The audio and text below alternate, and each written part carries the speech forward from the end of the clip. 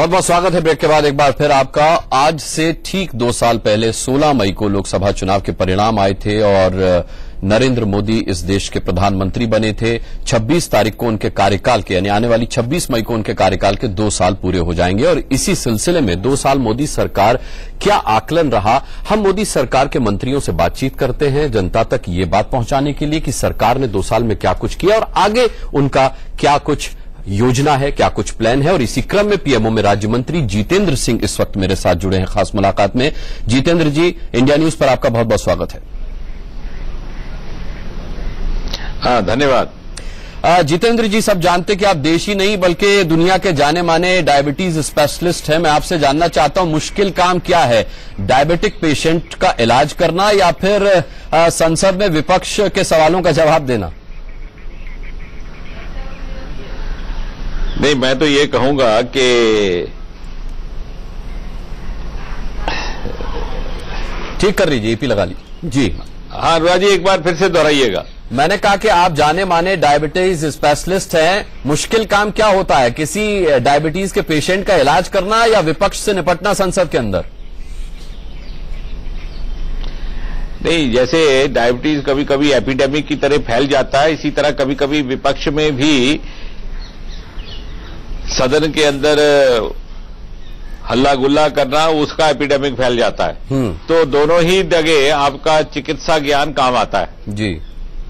कभी कड़वी गोली खिलानी पड़ती है, मोदी साहब ने तो पहले ही कहा था कड़वी दवा पिलानी पड़ेगी और फिर कभी कभी इंजेक्शन भी देना पड़ता है। अच्छा, मैं जितेंद्र जी आपसे जानना चाहूंगा कि 2 साल में आपका अपना आकलन भी रहा होगा, क्या कहना चाहेंगे, ऐसा कौन सा काम मोदी सरकार ने किया है जो पिछली सरकारें नहीं कर पाई? मैं समझता हूं अनेकों काम ऐसे हैं और कई ऐसे, कभी कभी ऐसा होता है कि हर काम की चर्चा करने का अवसर नहीं मिलता या उतनी पर्याप्त चर्चा हो नहीं पाती। उदाहरण के तौर पर, अब चूंकि 2-4 विभागों के साथ मैं संबंधित हूं, आप पर्सोनल का विभाग ले लीजिए। सरकार बनते ही प्रधानमंत्री श्री नरेंद्र मोदी जी ने हमें ये मंत्र दिया था, मैक्सिमम गवर्नेंस मिनिमम गवर्नमेंट, और उसी पर चलते आगे बढ़ते हुए सरकार बनने के 2 या 3 महीने के भीतर ही वर्षों से चली आ रही एक प्रथा अंग्रेजों के समय से कि गैजेटेड ऑफिसर से सर्टिफिकेट अटेस्ट कराना पड़ता है कोई भी डॉक्यूमेंट सरकारी दफ्तर या किसी और कार्यालय में जमा कराने के लिए, उस प्रथा को समाप्त किया। और एक बड़ा ही साहसी कदम था जो पिछले 65 वर्षों में किसी सरकार ने नहीं किया। और न केवल इससे युवाओं को सुविधा मिली बल्कि एक संदेश गया कि इस सरकार में क्षमता है कि अपने देश के युवाओं पर विश्वास कर सके। This is a government which has the capacity to trust the youth of this country. और साथ ही साथ इसके पीछे ये भी प्रेरणा है कि वर्तमान भारत 2016 के भारत में 65-70% जनसंख्या युवाओं की है जी। इसके अतिरिक्त इस वर्ष उदाहरण के तौर पर 1 जनवरी 2016 से छोटे पदों पर group C, group D, non gazetted इत्यादि पदों पर केंद्र सरकार में इंटरव्यू की प्रथा को समाप्त कर दिया गया। वरना आपने देखा होगा जब भी घर में किसी के इंटरव्यू का पत्र आता था तो घर में बड़ा तूफान आ जाता था, कोलाहल मच जाता था कि साहब कहां किसके पास जाएं, कहां से अप्रोच करवाएं, किससे सिफारिश कराएं, फिर लेन देन की भी बात होती थी। लेकिन इस सरकार ने पारदर्शिता लाते हुए और हर युवा को, भले ही उसका संबंध किसी भी वर्ग से क्यों ना हो, एक समान अवसर मिले, एक लेवल प्लेइंग फील्ड देने का प्रयास किया। और इसी तरह से पेंशन को लेकर के आपको स्मरण होगा, सरकार बनने के 4-5 महीने के भीतर ही प्रधानमंत्री ने एक निर्णय लिया कि कम से कम 1000 पेंशन की दर निश्चित की जाए। जी। और हम सब मंत्रियों की जगह जगह स्थान स्थान पर जिम्मेवारी दी गई। मुझे चंडीगढ़ जाने का अवसर हुआ और जब हमने वहां पर वो चेक दिए तो दिल भर आया। एक बुजुर्ग महिला आई और कहने लगी कि बरसों से उन्हें 35 रुपए मात्र पेंशन मिलती थी, वो रो पड़ी। तो मैं ये समझता हूं कि ये जनहित के कार्यक्रम है, चाहे जनधन योजना है, चाहे पेंशन योजना, ये न केवल आर्थिक सशक्तिकरण का काम हुआ है इन 2 वर्षों में, बल्कि आम इंसान के मनोबल का सशक्तिकरण हुआ, उसकी स्टीम को बल मिला। जी। अब हम सुना करते थे कि विदेशों में इस प्रकार की कहानियां के साथ 60 साल की उम्र के बाद old age, elder age, typhoid इत्यादि मिलता है। कभी सोचा था कि भारत में भी ऐसा होगा? अगले 20-25 वर्ष इसकी कल्पना ही नहीं होगी। अब मेरे साथ दूसरा विभाग पूर्वोत्तर का है, कभी उसका नाम तक नहीं लिया जाता था। प्रधानमंत्री बनने के बाद जो उनके पहले वक्तव्य थे उनमें प्रधानमंत्री जी ने एक बड़ी खूबसूरत बात कही कि भारत मां का सामूहिक विकास तब तक संभव नहीं जब तक दोनों भुजाओं का एक समान विकास ना हो। जी। संभव ही नहीं है कि एक भुजा निर्बल रहे और दूसरी बलवान रहे, पूर्व पीछे रह जाए और पश्चिम आगे बढ़ जाए। जी। और उसके बाद निरंतर प्रधानमंत्री के प्रवास होते रहे, उनके निर्देशाधीन प्रत्येक पखवाड़े में 15 दिन, हर 15 दिन में केंद्र से 8 मंत्रियों का प्रवास रहने का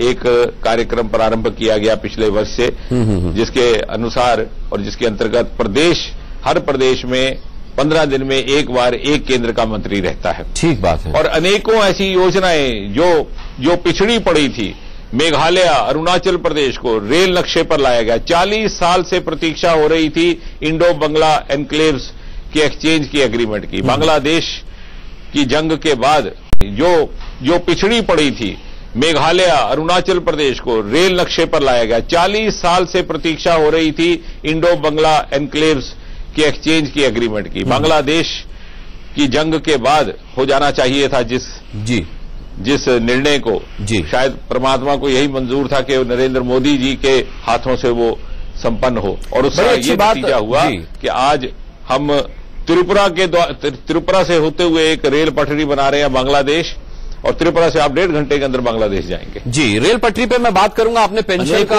की बात बताई, पेंशन का मंत्रालय आपके पास है, 1 रैंक 1 पेंशन का मुद्दा मोदी सरकार के एजेंडे में सबसे ऊपर रहा है, लेकिन जिस तरीके से पेंशन का ऐलान आपने किया, पूर्व सैनिक उससे खुश नजर नहीं आए। मैं आपसे इसकी वजह पूछना चाहूंगा। आप उधमपुर से सांसद हैं, उधमपुर में हमारी बड़ी सैनिक छावनी है, क्या जो प्रस्ताव पेश किया गया पूर्व सैनिकों के लिए 1 रैंक 1 पेंशन का, क्या वो वाजिब है? नहीं, ऐसा है। पहली बात तो आपको एक बात की सराहना करनी होगी कि ये मांग कई वर्षों से चली आ रही थी, परंतु इसकी ओर ध्यान नहीं दिया गया, और जितनी भी पिछली सरकारें रही इस मांग को वो प्राथमिकता भी नहीं देते रहे। लेकिन भारतीय जनता पार्टी सिद्धांतिक तौर पर सेनाओं का सम्मान करती है, उन पर गर्व करती है और अपना दायित्व समझती है कि सेना की हर अपेक्षा पर हम पूरा उतरे। इसलिए ये हमारे चुनाव के समय भी ये मुद्दा उल्लेख में आया था। जी। और उसके बाद आपने ये देखा होगा कि पहली बार ये निर्णय एक निर्णायक ढंग से एक कदम उठाया गया।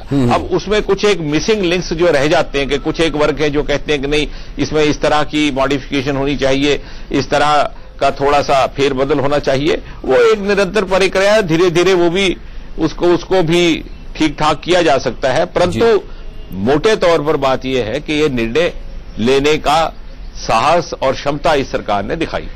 जितेंद्र जी, एक और आरोप विपक्ष की तरफ से लगातार मोदी सरकार पर लगता रहा है कि कश्मीर में अलगाववादियों को लेकर के अब सरकार जो है वो कंफ्यूजन की स्थिति में आ गई है, और इसकी वजह यह बताई जाती है कि जम्मू कश्मीर में पीडीपी के साथ आपकी सरकार है। तो ये कहा जाता है कि जो मोदी सरकार का एजेंडा हुर्रियत और पाकिस्तान के रिश्तों पर था, उसमें आपने यू टर्न ले लिया क्योंकि आपने जम्मू कश्मीर में पीडीपी के साथ सरकार बना ली। नहीं, निश्चय नहीं। इस प्रश्न का मैं 2 भाग में उत्तर दूंगा, और अगर आप 2 मिनट दें। जी। सबसे पहली बात तो ये आपका कहना बिल्कुल ठीक है। बार बार ये आरोप आता है कि साहब आपने पीडीपी के साथ समझौता क्यों किया। देखिए, सबसे पहली बात तो ये है कि एक प्रजातांत्रिक प्रणाली के अंतर्गत जम्मू कश्मीर में चुनाव हुआ, और एक विचित्र मैंडेट उभर करके सामने आया। उस मैंडेट के परिणाम स्वरूप 28 सीटें पीडीपी को मिली, 25 हमको मिली, और हमारे सहयोगियों को मिला लीजिए तो हम भी लगभग उतरे ही हैं 27। अब ये मैंडेट जनता ने दिया, हमने नहीं मांगा। यदि हमारी मर्जी चलती तो हम तो कहते पूर्ण बहुमत हमें ही दे दो, परंतु जनता ने मैंडेट दिया, सिंगल लार्जेस्ट और सेकंड लार्जेस्ट पार्टी, और हमारा प्रजातांत्रिक दायित्व था कि हम इस प्रजातांत्रिक तौर पर उभरे हुए मैंडेट का सम्मान करते। यदि हम सरकार बनाने से पीछे हट जाते तो यही लोग जो हमारी आलोचना करने का मौका ढूंढते हैं वो हम पर ये इल्जाम लगाते कि देखिए हम अपनी जिम्मेवारी से भाग गए, हमने प्रजातांत्रिक दायित्व नहीं निभाया, हमने प्रजातांत्रिक संकट पैदा कर दिया। इसलिए अपने सिद्धांतों को समझते हुए, देखिए भारतीय जनता पार्टी संगठनात्मक पार्टी है, हमारी एक विचारधारा है, हमारा एक सिद्धांत है, हमारा एक संस्कार है, हम उससे पीछे हट भी नहीं सकते। श्यामा प्रसाद मुखर्जी की प्रेरणा से हम परवान चढ़े, और मेरे जैसे अनेकों कार्यकर्ता जो छात्र जीवन से इस विचार से जुड़े हैं, उनके लिए तो रग रग में श्यामा प्रसाद मुखर्जी बसे हुए और जम्मू कश्मीर धरती पर उनका बलिदान हुआ। परंतु प्रजातांत्रिक दायित्व को निभाते हुए, जैसे अंग्रेजी में कहते हैं एग्रीइंग टू डिसएग्री, पीडीपी के साथ एक समझौता किया गया कि आप अपनी विचारधारा को आड़े न आने दीजिए और हम एक न्यूनतम कार्यक्रम बनाए जिसे एजेंडा ऑफ अलायंस का नाम दिया गया और मात्र आम आदमी के विकास की बात करके हम अपनी प्रजातांत्रिक प्रणाली के अंतर्गत एक सरकार जनता को दें। इसका मतलब ये नहीं कि उनके भी अपनी विचारधारा है जो उन्होंने अपने पास रखी, हमारी विचारधारा है जिसको हमने विवाद का मुद्दा ना बनाते हुए इस कारण के मैंडेट इस प्रकार का एक विचित्र फ्रैक्चर्ड आया है, हमने केवल विकास का मुद्दा लेकर के आगे बढ़ने का प्रयास किया है और इसके परिणाम भी आने लगे। प्रदेश जम्मू कश्मीर के तीनों हिस्से, क्योंकि वहां पर अक्सर ये शिकायत रहती थी कि संतुलित विकास नहीं रहता जम्मू लद्दाख और कश्मीर के बीच में, पहली बार कई दशकों के बाद प्रधानमंत्री नरेंद्र मोदी जी के नेतृत्व में तीनों क्षेत्रों का बराबर विकास देखने को मिल रहा है। जी, लेकिन एक आरोप ये भी विपक्ष आप पर लगाता है कि पिछले दिनों जिस तरीके से जेएनयू में देश विरोधी नारेबाजी हुई, बाहरी लोगों पर कार्रवाई मोदी सरकार ने इसलिए नहीं की क्योंकि साहब इनकी तो जम्मू कश्मीर में पीडीपी के साथ सरकार चलती है, तो ये क्यों कार्रवाई करेंगे देश विरोधी नारे लगाने वालों पर? इस पर क्या कहेंगे? नहीं, ऐसा हरगिज नहीं है, बल्कि सत्य ये है, हकीकत ये है कि जहां भी देश विरोधी कोई भी बात हुई है उस पर कार्रवाई की गई है। लेकिन कुछ एक ऐसा वर्ग है, जैसे उदाहरण के तौर पर ये अवार्ड वापसी का एक रिवाज शुरू हुआ था, जो 2 वर्ष के बाद भी ये बात हजम नहीं कर पाया कि एक साधारण बैकग्राउंड से उठ करके नरेंद्र भाई मोदी जी का एक जैसा व्यक्ति देश का प्रधानमंत्री बन सकता है, भले ही वो 2/3 बहुमत से बने हैं। अब चूंकि ऐसा है तो इसलिए वो जगह जगह, अब जैसे अवार्ड वापसी की बात आई है तो ये भी मैं कहूंगा कि सिलेक्टिव था, क्या इस प्रकार की घटनाएं पहले नहीं हुई? तो अभी क्यों ऐसा उनको विचार आया?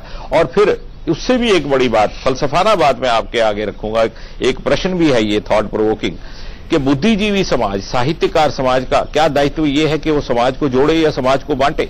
और समाज में यदि कोई विवाद पैदा हुआ तो क्या उसमें पार्टी बन जाए? हमने देखा बंटवारे के समय जब भारतीय उपमहाद्वीप में पाकिस्तान और हिंदुस्तान की स्थापना हुई 2 नेशन थ्योरी के आधार पर, तो मुस्लिम वर्ग के ही बहुत से बुद्धिजीवी थे, कैफी आजमी थे, मोहसिन भोपाली थे, जिन्होंने प्रोग्रेसिव राइटर्स फोरम बनाया और बंटवारे का विरोध किया, इस थ्योरी का विरोध। तो इन साहित्यकारों को यदि सचमुच में ईमानदारी से चिंता है देश की, समाज की, देश की एकता की, तो उन्हें तो समाज को जोड़ने का काम करना चाहिए था, भले ही उसके लिए अपना बलिदान देना पड़े। बल्कि ये नहीं कि वो उठ करके बगावत करने पर उठे और मोदी जी का नाम लेकर के इस तरह का एक कोलाहल मचाने का प्रयास करें। जी, चलिए जितेंद्र जी, आपने हमें समय दिया और मोदी सरकार के 2 साल के काम का लेखा जोखा हमारे सामने रखा। बहुत बहुत धन्यवाद आपका हम करना चाहेंगे। सवाल आपसे बहुत सारे पूछने थे लेकिन समय की पाबंदी है। बहुत बहुत शुक्रिया करना चाहूंगा इंडिया न्यूज से जुड़ने के लिए आपका। बहुत बहुत धन्यवाद।